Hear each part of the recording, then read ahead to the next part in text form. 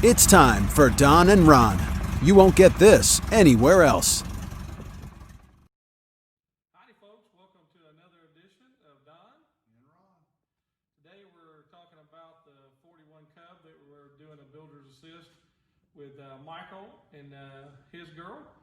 And this is the 45, the all original that we were going over. Now, like I say, it's covered. If you'll come a little closer, one of the things we want to kind of bring to a point is right over here. Most folks do not put, it's a little piece of angled metal here. This is to seal the door up. And most everybody do away with these guys right here, but we'll kind of roll it around and you can see over here, the one on the back side. And it's real critical how they're lined up right with where the door jamb is, door stop itself. But it's just a piece of metal that goes in there, and we'll roll it and let you take a look inside with it. We'll get our cinema photographer there to come on around inside, and you can see how that metal, like I said, it's a piece of angle, but it lays flat against the bar, and then you put your tape over top of it to lock it in place, but it's glued in place. The other thing, while we're inside today, we want to talk about how your fabric is held in place where it comes up, where the buccal channel, Piper channel is. If you look down here, it's simply pieces of wood. This is just how it was done originally. And what we do is we take a little plane and we take and make our little pieces of pine and we plane them to the proper length. And then when we wrap our fabric around down inside here, now we take short little blocks of wood and we've taken these guys and we put them in a container.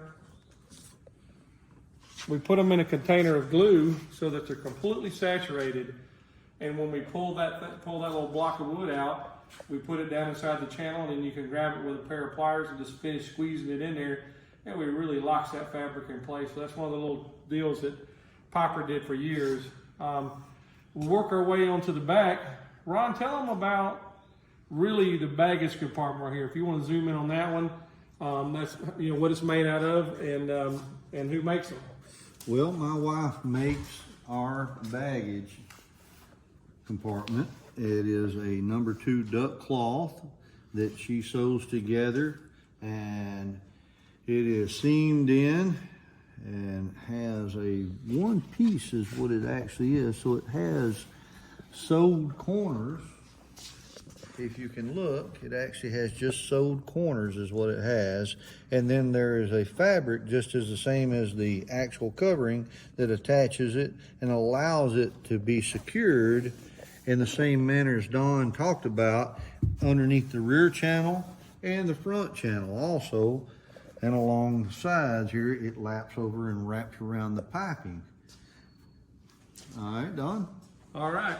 One of the other key features that a lot of people make a mistake on is around the window, the D window right here. The D window, the way the fabric is glued inside, we use cards. Right. Ron, once you get a couple of them, we'll kind of demonstrate that. But we make sure that we put the glue only in the channel and not on the outside. If you put glue on the outside, because the way the fabric comes across and it basically bridges from here up to here, and if you put any glue on the perimeter outside of the frame, it gets a little finger to it. So the glue kind of makes the fabric stick. And so it gives you little ripples and waves.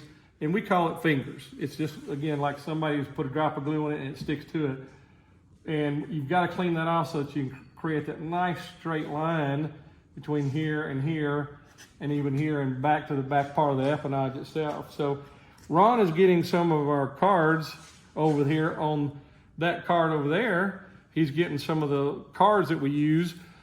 We use old credit cards. We also use a lot of hotel cards, and the hotel cards work really good. When I check into a hotel, I never let those guys keep our cards simply because they really have a lot of your personal information on it, so don't forget that. So what we do is we take, like I say, these old key cards, and we stuff them in there once we put the fabric in place. And when we do that, it basically, I'm borrowing that one from you, Ron, it wedges it in place. And now that fabric is all the way up against the metal, locked in place. And so what we do when we get ready to pull these cards out is I take the very back card and loosen it and pull it out. and then stick it right in the front, and I sit there and do that, and I break the fabric away from our cards, pull them out, and now this thing is really bonded in place really, really well, so you don't have to worry about it coming loose.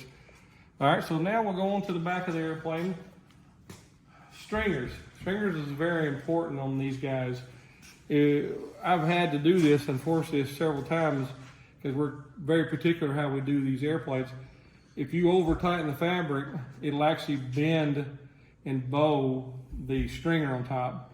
So you want to pay close attention on how you iron the backbone of the fabric on the empennage of the airplane. So it's a matter of kind of working back and forth, all the way around, and tightening the fabric evenly so that you don't have bows in it.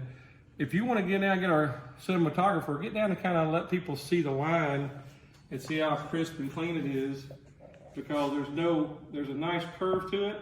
There's none of this in and out like waves in an ocean. We don't want those waves in and out. So just take your time when you're doing that right there. So going on back to the back, one of the things that we do here that we feel like is a good critical component as far as making a nice straight line of your tapes, what we do here is we use 2 pieces of tape instead of 1, because when it gets down here to where the vertical fin has the bolt going through it to the rudder post itself, this gets a little wider naturally. So if you had 1 piece of tape, now you would have a curve in your tape. So by doing this 2 different individual pieces, now we put our line on the outside and we put a tape right to that line, wrap it around partially, and then do another one from the other side coming on around. So that way we have a really nice straight line on the back of the vertical fin itself. And one of the things I want to show you is one of our key components that makes our lines for us is this little guy right here. It's really cool, easy little piece of, that you can get, and you could adjust it in or out so that when you come over here, now we can take this guy and we can create a line. Let me adjust this little guy here. And we can adjust that line, and now I can take it to the other side and I can compare and make sure that I'm even all the way around. And of course, making my line all the way up and down so that it is as straight as I could get it. So the details is what makes a difference for us here at C&D Aviation. But anyway, just wanted to kind of show you what we do and some of the details and how we do it. So if you've got any ideas, send them to us at canddaviation at yahoo.com, or our new company, which is our new airplane. We want everybody to know about our new airplane, which is the 50th anniversary airplane for EAA for Oshkosh, and celebrating 50 years at Oshkosh. But it's our new airplane. Want people to contact us about that and maybe buy one of them. That'll be for sure. But you can contact us at Patriot Aircraft LLC at yahoo.com. Give us your ideas of some things that you want to do. But Ron, another edition of Don and Ron out of the way. Yep. Y'all have a good one.